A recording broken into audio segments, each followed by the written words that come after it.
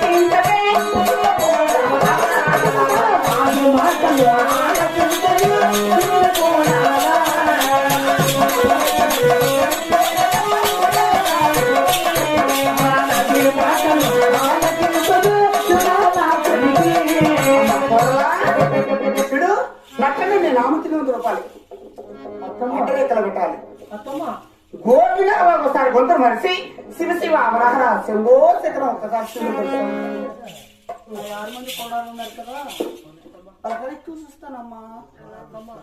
ఏడేడు అద్దాల మేడలు పెట్టి బంగారు విషయాలు కట్టించి అలా 6 మందికి చూస్తా. అవును, నా మాటలు వింటే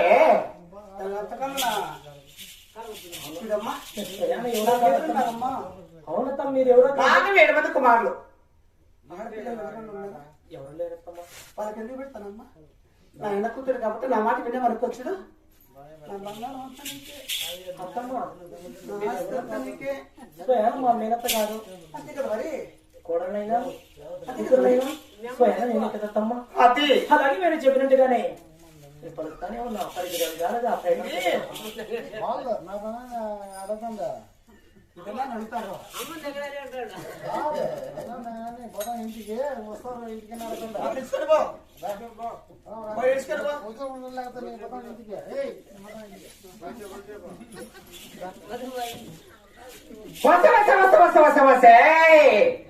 చెడు ఇప్పటికైనా మధ్య వాళ్ళు చెప్తాను విను. అలాగే శివ శివ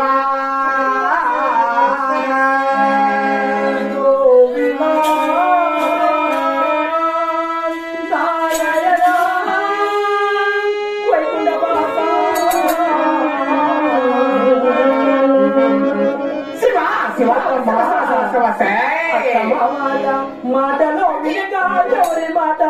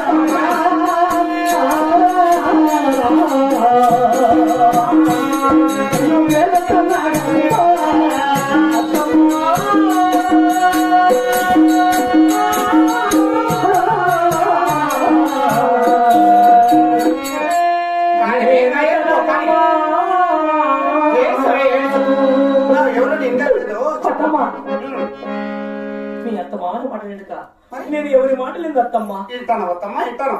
గోవిందాన్ని వచ్చి నా గుర్తులో పుట్టినది నీకు నారాయణను వచ్చి నా నాలుగులో పుట్టినది. చిన్ననాడు ఈ యొక్క చిలకన నామం పుట్టింది అత్తయ్య. ఇది తల్లి గర్భంలోని ఈ యొక్క నామం పెట్టినది. పెట్టిన నామం కాదు కానీ పుట్టుకతో వచ్చిన పుట్టుక నామం అత్తయ్య. నీళ్ళతో కడిగిన తుడిచిన పోదు పోదు పోదు పోదు పోదు పోదు. అదే నీకు ఒక్కదానికి పుట్టింది నాకు ఎవరికైనా పుట్టింది నాకు పుట్టలేదండి. నువ్వు అత్తగారు అడుగు పెడతాను మెత్త తెచ్చిపోయింది. ఈడెవడేడు మెత్తను ఎదురు తెచ్చిపోయింది. అడుగు పెట్టినప్పుడు నువ్వు తెచ్చిపోయింటే కానీ అయితే నీకు అవసరమా?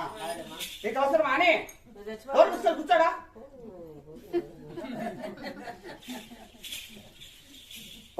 చూడు అత్తమ్మ పుట్టుకతోనే వచ్చింది. తల్లి గర్భం నుంచి వచ్చింది మాట ఎవరైనా అంటారని. అమ్మగారింటికి వెళ్ళినప్పుడు అమ్మగారు ఏ పద్ధతిని కొలిస్తే ఆ పద్ధతిని కొలుస్తారు. మేము కూడా అంతే కదా. మరి అత్తగారింటికి ఇక్కడికి వచ్చావు కదా, మరి అత్తగారు ఏ పద్ధతిని కొలిస్తే ఆ పద్ధతి కొలుస్తారు కదా. నేను నాకు అది దేవుని వరాన పుట్టాను కాబట్టి నేను కూడా అక్కడే పుట్టానే. నువ్వు ఒక్కదనే కాదు. ఎందుకు నా పైన కట్టకట్ట అడుగుతూ దురుద్దేశం నాపై? ఎందుకంటే మనం వాదవంటికి వచ్చాం కాబట్టి మనం వేరే సెలవు శివ శివ అవరహర శంభో శంకర శివులు కొలుస్తారు మన వాదవంతులు. మన వాదవంతుల పద్ధతి ఎలా ఉంటాయంటే గోవింద గోవింద అంటే గొంతులు వస్తారు తెలుసా? నారాయణ నారాయణ వాక్యం ఎక్కడికి అర్థం వస్తారు. ఏ మాత్రం అది తెలుసుకో ముందు.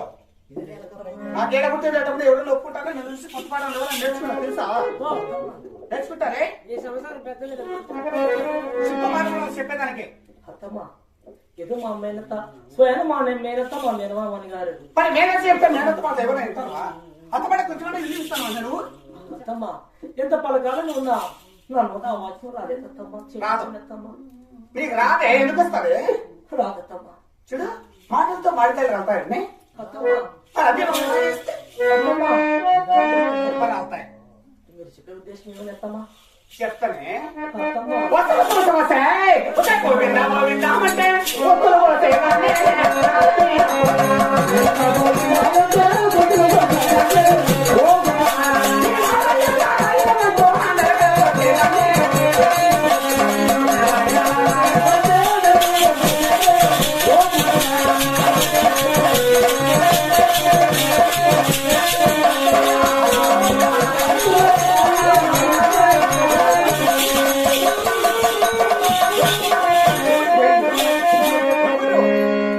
ఎవరి బయలు వచ్చి కాపాడతాడు? ఏ నారాయణ వచ్చి కాపాడతాడు?